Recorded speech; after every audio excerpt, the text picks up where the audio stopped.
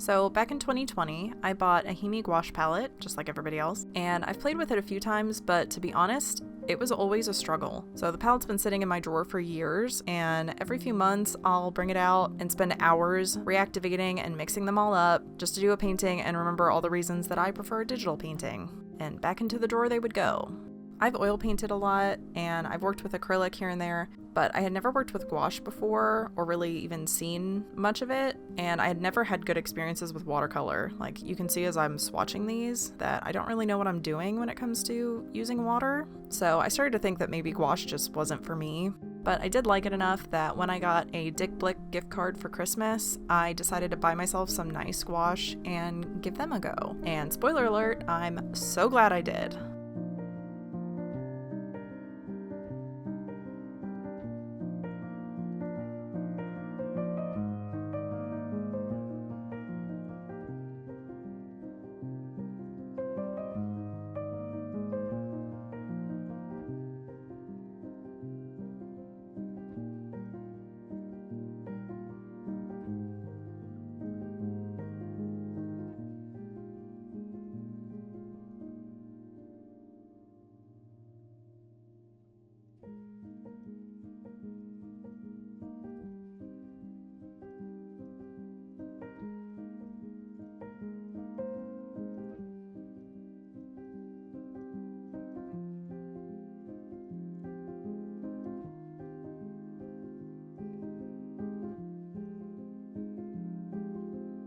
So I got the primary set, which comes with primary yellow, permanent green medium, primary blue, primary red, ivory black, and then it also came with zinc white, which is better for mixing shades because it's not as opaque as permanent/titanium white. Then I wanted some convenience colors, so I got burnt umber and orange lake deep, light purple, opera pink, and cobalt turquoise light because I use a lot of pinks and aquas, and those are not really possible to mix up as vivid as you can get straight out of the tube. And I feel like purple's always a good convenience color to have if you're going to add something, because it's hard to mix up too if you don't have a pink or a cool toned red. And then I also got permanent green deep, and I'm going to be honest, I don't really know why I picked that out because it's the same pigment as the green that came in the primary set, so I don't know why I picked that over like a sap green or Viridian. It was a while ago, so I don't remember why I did that, but it's fine. And then I also bought a tube of permanent white because I knew I'd run out of white before anything else.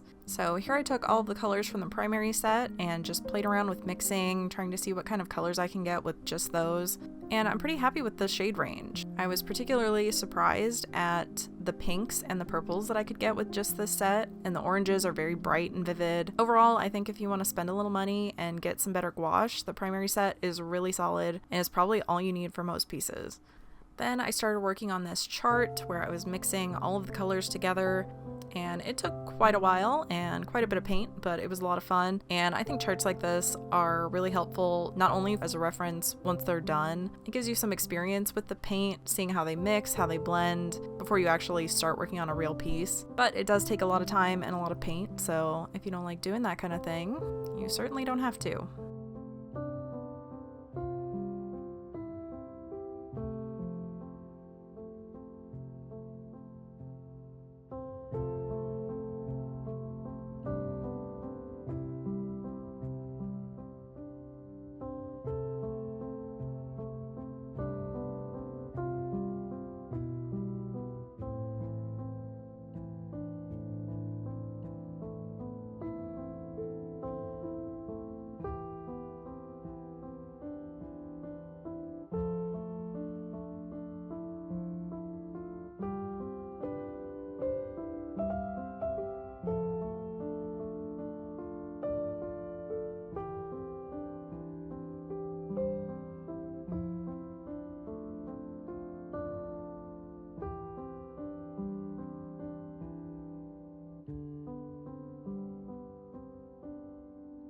So here's the final chart, and here it is with just the colors from the primary set.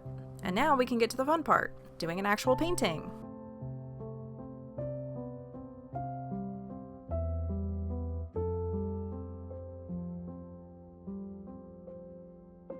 I wanted to do something that showed off how flat and even these paints can be, and what better inspiration than the Queen of Gouache herself, Mary Blair.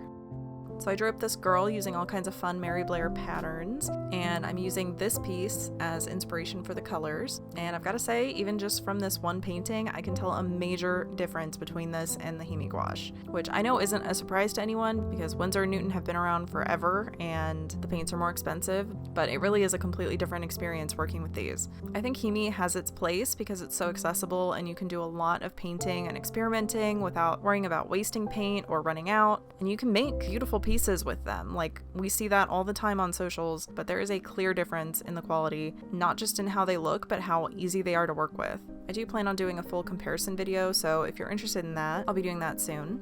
But even just this one painting has shown me that the issues that I was having personally with gouache wasn't really a gouache problem. It was me struggling with the Himi gouache. They mix so much better, they spread so much better. Obviously they're going to be more opaque because they're higher quality. And overall the experience, like I said, was just so much better. Like, I had so much fun even just swatching and then working on this painting. It was a much more enjoyable experience than any of the other times that I tried to paint with gouache. I loved working on this, and you can see how smooth and flat these paints are. They are perfect for stuff like this. I also did a Ghibli study, which obviously isn't flat and graphic like this one, and I had so much fun working on it. I'm definitely falling in love with gouache. I originally planned to include that painting in this video as well, but this video is long enough, so I decided to make it its own video. So if you're interested in seeing that, that'll be out in a couple of weeks. But I think that's about all I have to say for now, so I'll let the video play out, and thank you for watching.